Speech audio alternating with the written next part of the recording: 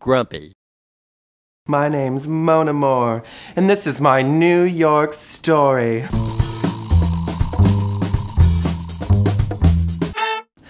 The Great Wig Snatch of 2010. There I was, performing for a packed house of tens and twenties of people at Metropolitan, Brooklyn's premier dank dive gay bar. In the middle of my number, out there on the floor as I was walking amongst the people like Jesus, suddenly I felt a breeze. I went from gorgeous red locks to bald-ass headed. My wig had been snatched. I ran back to the stage, stopped the music, grabbed the microphone, turned around, saw a little girl standing center of the room as the entire crowd parted like the Red Sea, and a voice arose from Mona's womb like it's never been heard before at Metropolitan.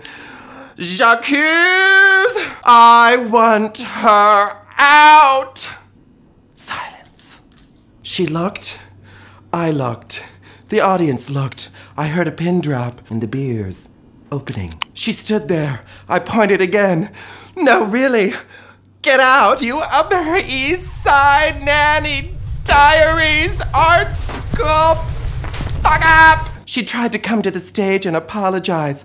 I wouldn't hear it. I stormed to the back, redonned the wig, headed back to the stage a few minutes later, looking slightly disheveled, which for me is not that unusual, and she was still standing there. She hadn't moved a muscle. The entire bar still stared daggers at her. And I said, no, really, I'm not kidding. Get the hell out. I may not have much in this world, sweetie, but what I do have is this bar. The crowd applauded. Drinks were showered upon me. Once again, she tried to apologize. Her fingers got stuck. It's not my fault. As if my gorgeous red synthetic locks are a Chinese finger trap. How rude. The bouncer escorted her out for her own safety, as she put it.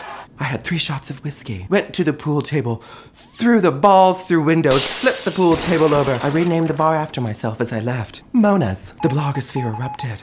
All over Brooklyn. It's all people talked about for months. Did you hear about the Great Wig Snatch? Did you hear about the Great Wig Snatch? I even got called to be interviewed for a magazine.